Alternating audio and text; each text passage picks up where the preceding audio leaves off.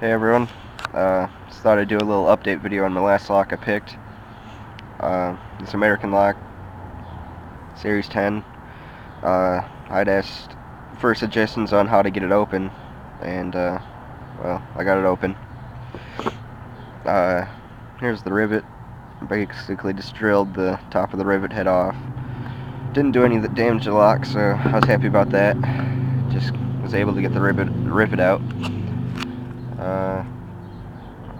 Here's the Bible and the casing. It's got room for 5 pins, but it only had 4 in it. I don't know why some lock companies do that. I don't know why they just don't put that extra pin in there, but whatever. And then the pins,